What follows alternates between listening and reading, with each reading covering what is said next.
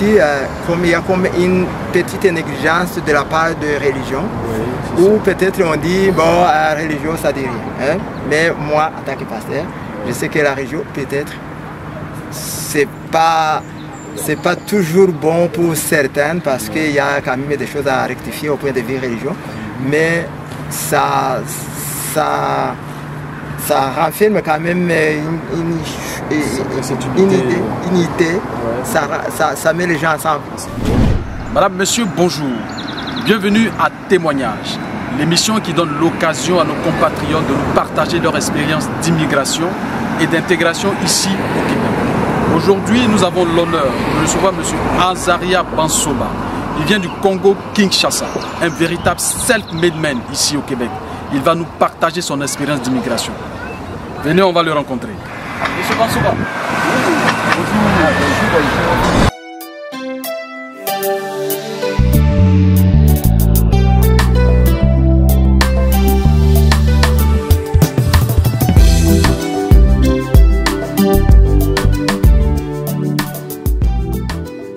Monsieur Bansoba, tout à l'heure en début d'émission, je disais que vous venez du Congo-Kinshasa.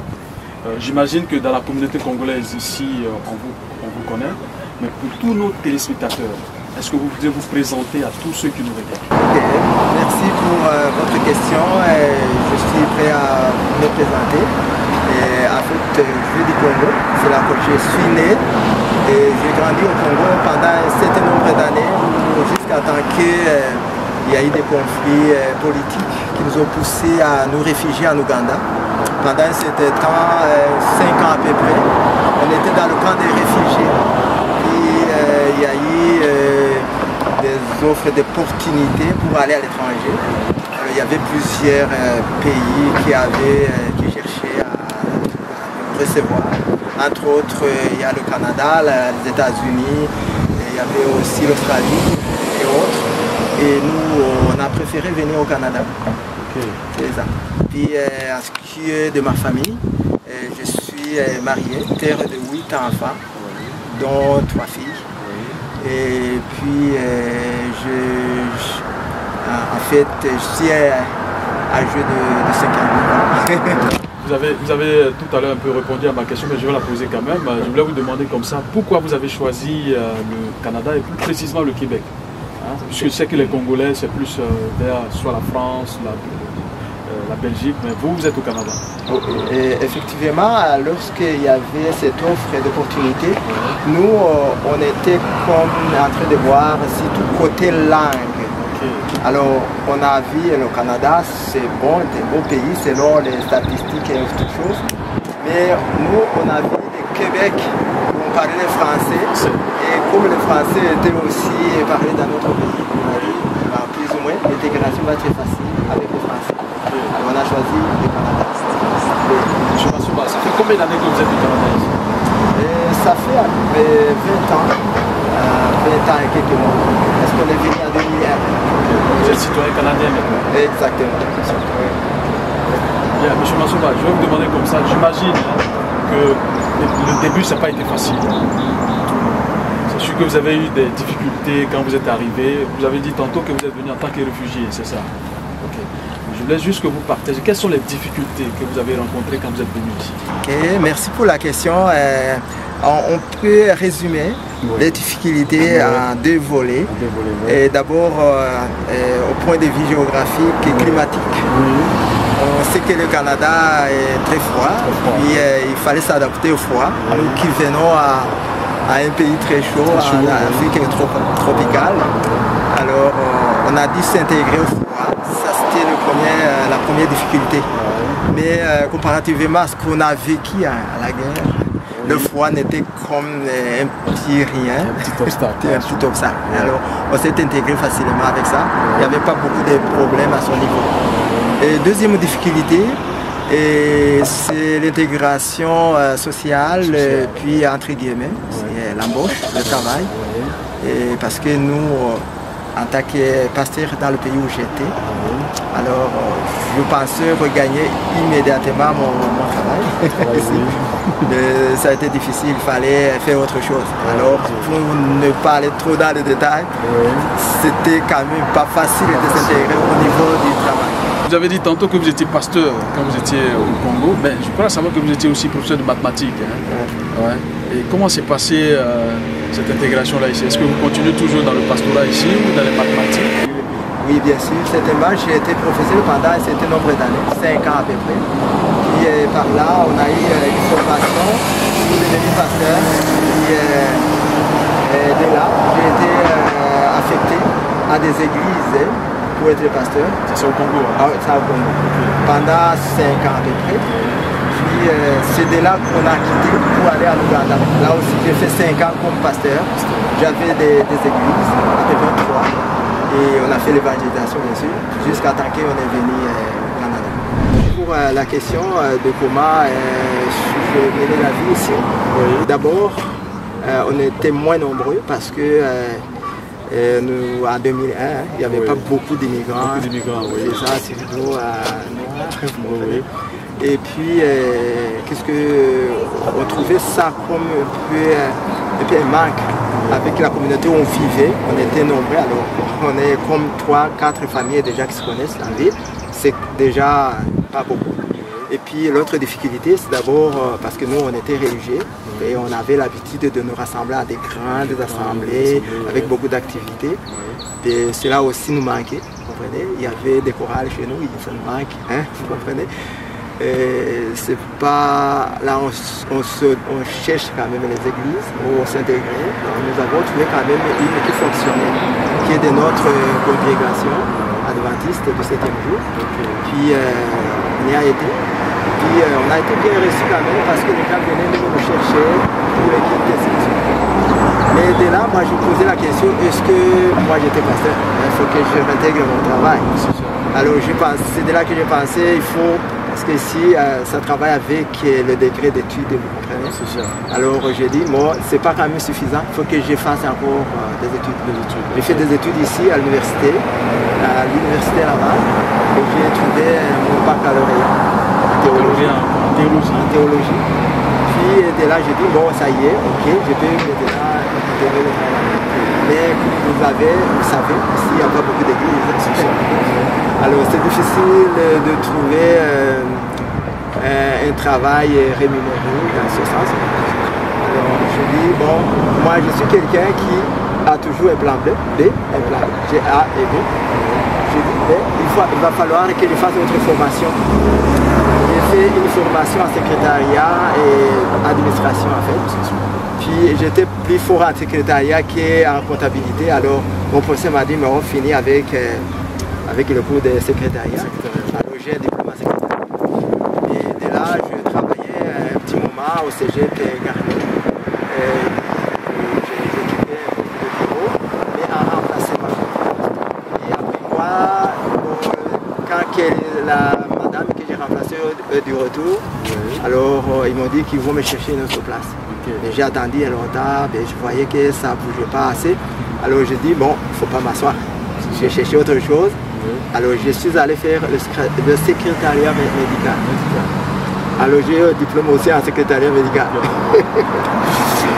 Alors après ça, j'ai été embauché pour quelques semaines. Puis j'ai vu que ça n'allait pas, que ce n'était pas vraiment mon domaine. J'aime faire autre chose. Alors j'ai fait la formation pour devenir moniteur d'école de conduite. Et là j'ai trouvé quand même ma place parce que ça me réjouit avec le monde entier. Il y a beaucoup de gens qui viennent de l'étranger. Puis je trouve j'ai beaucoup plus de facilité à enseigner le foot. Et de là je voyais comment mon boss faisait tout ça. Alors j'ai dit mais pourquoi pas faire la même chose. Alors c'est là que j'ai commencé à faire les démarches pour me faire mon école. Et les démarches ont entraîné un peu parce que ça entraîne aussi des frais. Il faut se préparer suffisamment au point de vue financier. Et c'est ce que j'ai fait pendant 5 ans. Je me préparais petit à petit. Et à présent, j'ai une école de conduite déjà agréée par le gouvernement. Et avec tout ce qu'il faut pour débuter, j'ai 2 voitures neuves et qui vont me permettre d'avancer. Maintenant, je me sens bien dans le bain d'intégration. Waouh, monsieur Bassola, je disais tantôt à l'entente de l'émission, vous êtes un self-made man. Quand on voit tout ce parcours de pasteur, formation en secrétariat médical, formation en administration, en comptabilité, c'est ça? Oui. Aujourd'hui, vous vous retrouvez chef d'entreprise, puisque vous avez une auto-école ici. Oui. Est-ce qu'on peut savoir comment s'appelle cette école? L'école porte le nom de mon nom de famille. Oui. C'est l'école de conduite Bansoba Inc. On va parler un peu de cette auto-école-là. Aujourd'hui, vous avez l'agrément du gouvernement, donc vous êtes assez libre pour exercer cette fonction-là. Combien d'élèves avez-vous?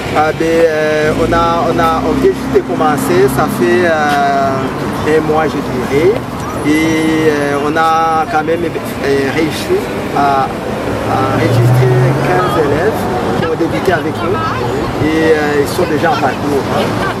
Et hier ils ont fait examen pour aller chercher leur permis de conduire à la SCAT.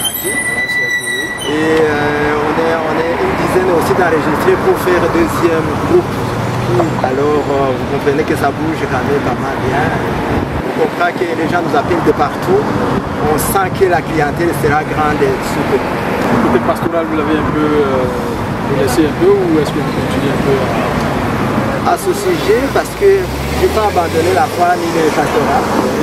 C'est seulement que je ne suis pas engagé officiellement comme pasteur, mais je gagne toujours mon identité pastorale. Dans l'église, je fais des cérémonies, je donne des prédications, je donne des conseils. Je suis en fait dans mon domaine pastoral, mais entre-temps aussi, je fais ce travail pour me permettre de payer les factures. Vous comprenez ça? Vous vous demandez comment envoyer de l'argent à vos proches en toute sécurité et sans frais d'envoi. Découvrez Afrique Remi.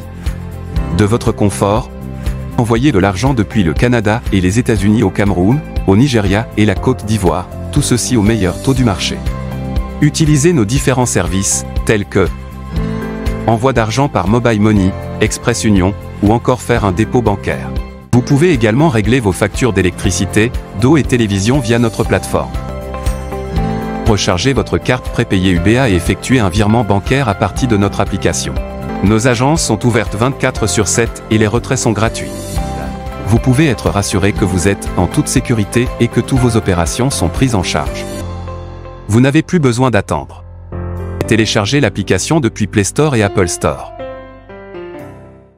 Monsieur Bansoba, tout à l'heure vous nous avez partagé les difficultés que vous avez rencontrées ici au cours de votre parcours. Est-ce que vous pouvez dire à tous nos téléspectateurs quelles sont les solutions que vous avez eu à apporter à chacune de les difficultés que vous avez rencontrées pour résoudre un peu ces problèmes? D'abord, je vais parler de mon parcours scolaire à l'université d'abord. Une des difficultés que j'ai rencontrées, c'est lorsque par exemple il fallait faire un travail d'équipe, oui, et que parfois je me voyais seul. Alors quand je me voyais seul, c'est quand même un peu insultant. Oui, c'est frustrant. Mais frustrant un peu, je dirais, on n'est pas trop loin. Mais j'ai fini par comprendre cela parce que d'abord, les enfants qui étudient ici, ils sont parfois des amis, oui, qui prolongent leur parcours jusqu'à l'université. Oui. Et quand on fait des groupes, ils sont toujours un peu attirés l'un vers l'autre. Et moi, je me trouvais seul. Okay. Alors, qu'est-ce que moi j'ai fait pour surmonter à ça? Oui. Parce que moi, je me faisais démarquer. Quand on faisait par exemple un groupe, moi, je me prenais à premier, chercher les partenaires rapidement. Et j'en trouvais bien sûr. Parce que quand je disais on va être avec toi, on va être avec toi, ils étaient très contents d'être avec moi. Puis par la suite, ils m'ont trouvé quand même que j'étais quand même pas faible, comme on peut le croire, mais que je participais bien et ils m'aimaient par la suite. Ça, c'est la première difficulté. Deuxième difficulté, je peux dire, c'est lorsque par exemple j'ai commencé mon entreprise, oui, alors il y avait le problème financier. Oui. Il fallait trouver de l'argent parce que ce n'est pas quelque chose qu'on peut monter sans argent. Alors je me suis dit, il faut s'endetter. Oui.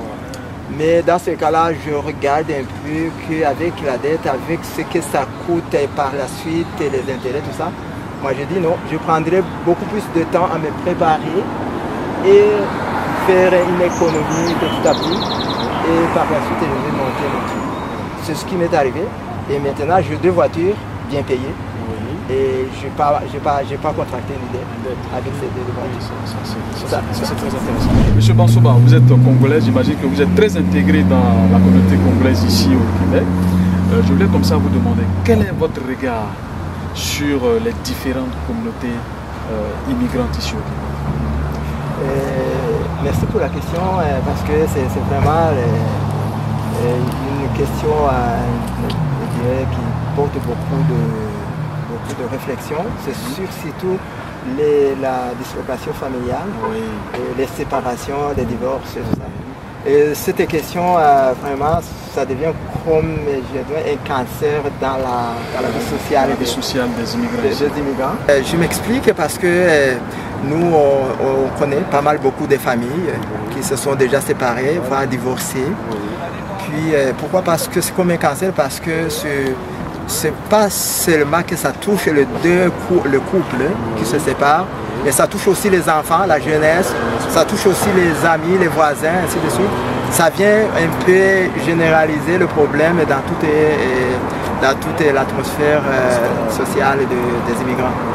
Et cela, comme on n'a pas l'habitude de vivre en tant que séparés, dans notre pays c'était rare. Il y avait toujours des anciens du village qui intervenaient, ainsi de suite. Mais ici, petit problème, c'est la police. Hein? C'est ça. Et quand la police intervient, bon, donc il y a toujours séparation généralement, c'est ça qui arrive. Et puis ça influence d'autres, ça introduit d'autres problèmes dans le foyer. Les enfants, bon, peut-être ils vont se décourager, certains vont même prendre un peu la drogue, et la jeunesse va se décourager. Bon. Il y en a même ceux qui pensent déjà au retour, parfois en Afrique. C'est tous les gens séparés. Ils disent, bon, ça ne va pas ici, on peut retourner en Afrique. Mais écoute, il y a toujours une solution même ici. Moi, je dis toujours aux gens qu'il y a des solutions. Que même en Afrique aussi, ça a changé. Ce n'est pas comme quand on était là. Donc, plus la société change, plus les années passent, il y a un changement aussi à ce point de vue. Hein. Justement, pour parler de ce problème-là, comment vous faites pour aider les familles africaines à ne pas se diviser? Comment vous faites aussi pour aider cette jeunesse africaine, ne pas qu'elle tourne un peu vers le côté déviation? Merci pour la question. Tout d'abord, il faut recourir à nos origines. Parce que l'Afrique, il y avait comme l'aspect social qui faisait comme une petite colle pour aider les gens à rester toujours unis. Et c'est ce qui faisait que les familles, parfois, ça perdurait sans divorce.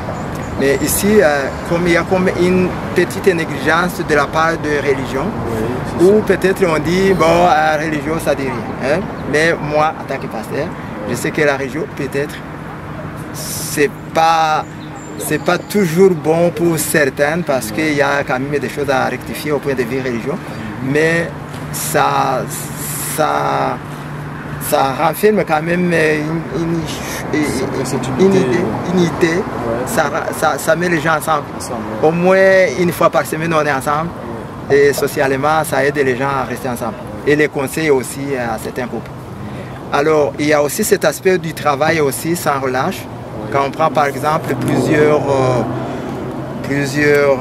shifts la journée en tant que couple, il manque quelques responsabilités d'être ensemble en tant que couple. Ça introduit aussi quelques problèmes. On est comme étant ensemble mais séparés à cause du travail et ça on finit par se séparer aussi. C'est ça. Je trouve que ça aussi c'est un problème. Alors comme conseil, c'est votre question. Moi, je suis avec mon épouse depuis qu'on est venu, on ne s'est jamais séparés, et on reste toujours solidaires. Il n'y a pas de difficultés de séparation qu'on a eues. Mais je voulais juste dire qu'à chaque fois que je planifie mes affaires la semaine, je planifie aussi un temps avec mon épouse. Je fais comme un petit temps à nous. Hein? Ça nous aide en plus. Hein? Autant plus qu'elle travaille beaucoup, moi aussi je travaille beaucoup. Mais on a quand même un temps pour nous. On cherche un temps pour nous. Ça c'est important, ça c'est le conseil que vous donnez à la jeune génération. Merci, oui. Monsieur Bansouba, tout à l'heure on a parlé des difficultés que rencontrent les couples ici, mais je voulais un peu qu'on insiste un peu sur la jeunesse. Je voudrais que vous nous dites comme ça, quel est votre regard sur cette jeunesse ici au Canada, la jeunesse immigrante surtout? On a certainement beaucoup de choses à dire. Je vais brièvement parler des résumés en fait. Que je pense à la jeunesse. Et d'abord, je vais parler de la déconnexion qui se fait lorsqu'on vient de l'Afrique. Et un enfant qui a grandi un certain nombre d'années en Afrique, rendu ici, il est comme en train de se poser plusieurs questions. D'abord, il se demande comment son futur, comme ça. Puis, lorsqu'il est plus intégré au travail, il ne voit pas la réalité comme il pensait. Il y a comme une déconnexion qui lui met dans des questionnements. Et qu'est-ce qui arrive? Est-ce qu'il doit tisser aussi de nouveaux amis, enfin il doit chercher de nouveaux amis. Et ça devient un peu, je dirais, tragique lorsqu'on a un mauvais ami qui peut l'introduire dans la drogue, puis l'alcool. Puis j'ai vu pas mal beaucoup de jeunes qui sont drogués, qui sont devenus vraiment tout à fait... ils ne peuvent plus travailler. Des jeunes immigrants. Hein? Des immigrants. J'en connais un certain nombre. C'est vraiment pas bon. Et qu'est-ce que je voulais dire? Si j'ai parlé de la déconnexion, il faut pouvoir intégrer cette jeunesse à pouvoir surtout lire les informations. Et aussi, je voulais dire à la jeunesse de pouvoir faire beaucoup plus attention à ce qu'ils entendent. Hein? Parce qu'il y a des bonnes et des mauvaises. Hein? Surtout à la télévision, tout ça là, quand les gens restent trop longtemps à la télévision, on dit qu'on devient ce qu'on adore. Hein? On connaît. Mais plus on pense à de bonnes choses, on a de beaux amis, on est bien introduit vers le bon futur. Hein? C'est ça. Généralement, c'est ça. Deuxièmement, ce que je voulais inciter sur surtout les études. Parce que bien sûr qu'il y a des travaux à faire, qu'on peut gagner de l'argent, mais ça ne garantit pas assez comme lorsqu'on fait des études. Parce que lorsqu'on fait des études, on a un beau travail dans le futur qui ne pourra pas prendre beaucoup plus notre énergie par exemple. Et on est serviable, on peut servir beaucoup les autres ici comme en Afrique. Déjà. Et je peux donner l'exemple tout fait. J'ai encouragé toujours mes enfants à étudier. J'en ai une fille qui est déjà avocate. Avocate ici au Québec? Oui, elle est déjà avocate. Ça fait pas longtemps qu'elle a été graduée avocate. C'est ça. J'ai aussi, je vais parler aussi, en parlant de l'intégration, j'ai quand même été, j'ai ma grande fille, ma fille aînée, elle a été mariée à un Québécois. Vous comprenez, j'ai deux petites filles, vous comprenez, je les adore beaucoup, j'ai un beau gendre aussi. Alors juste, ne fût-ce que dire d'une intégration, je voulais aussi associer cela aussi à ce qu'on peut appeler entre guillemets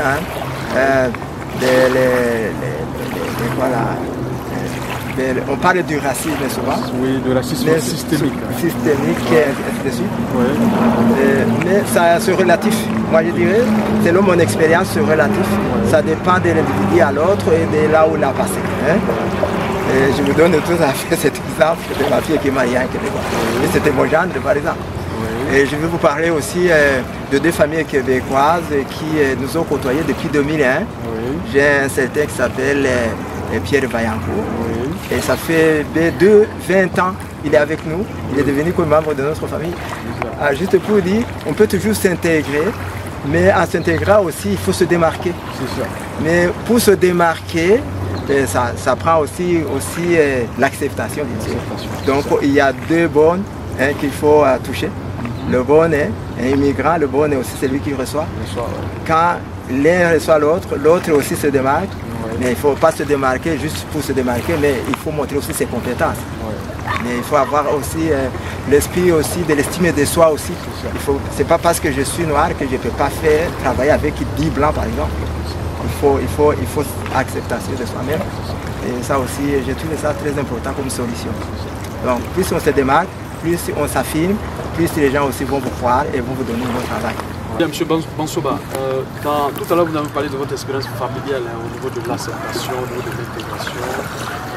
Je voudrais ça même à vous poser une question, à vous demander quelles sont les réalités de la discrimination que rencontrent les communautés immigrantes ici au Québec. Je voulais parler il y a deux volets. Il y a deux aspects qui fait comme il y a comme une discrimination. D'abord, je veux parler surtout de l'embauche. Je vais parler de l'embauche d'abord à premier lieu. Et pour l'embauche, vous savez que la plupart des entreprises ici sont faites de façon familiale. Alors, il y a quelqu'un qui a dit qu'entre un ami et le choix est oui. Juste pour dire que si moi, par exemple, je fais mon entreprise et qu'il y a mon fils qui a la même qualification que notre, je prendrai juste mon fils. Vous comprenez? Dans l'embauche. Alors l'autre se verra peut-être comme discriminé, mais en réalité c'est pas ça, hein? Vous comprenez? Hein? Ça c'est un aspect. Alors d'ailleurs c'est ce qui m'a amené à penser à faire mon entreprise, parce que en faisant mon entreprise, comme je vais vous dire, mon entreprise, je l'ai commencé avec mon fils. Hein? Je l'ai commencé avec mon fils et ma fille par exemple. Alors ce qui fait que dans les embauches par exemple, s'il y a une place pour mon autre garçon, je vais quand même le prendre. Alors ce n'est pas une discrimination que j'aurais fait. Hein? Positif. C'est un positif. C'est ça qui arrive. Ça c'est le premier point. Deuxième point, je vais parler aussi de cette attraction naturelle entre les humains qui font que si j'ai la même couleur, la même langue que vous autres, je suis plus attiré vers vous. Alors, c'est ça. Alors, juste pour dire que je n'en disconviens pas qu'il y a une discrimination. Il y a une discrimination, mais qui ne peut pas nous empêcher de fonctionner. Alors, on peut toujours faire un détour. Hein? C'est comme quand j'enseigne les enfants, je dis, mais si tu vois route barrée, ça ne signifie pas qu'on ne va pas arriver à la destination. On peut faire un détour. Hein? Bien sûr qu'on ne peut pas. Parfois, il faut toujours aussi avoir un temps d'y penser.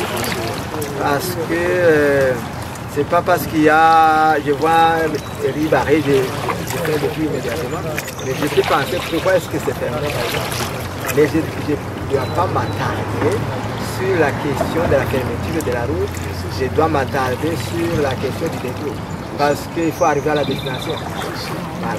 Juste pour dire que cette discrimination peut exister ici à Québec comme ailleurs.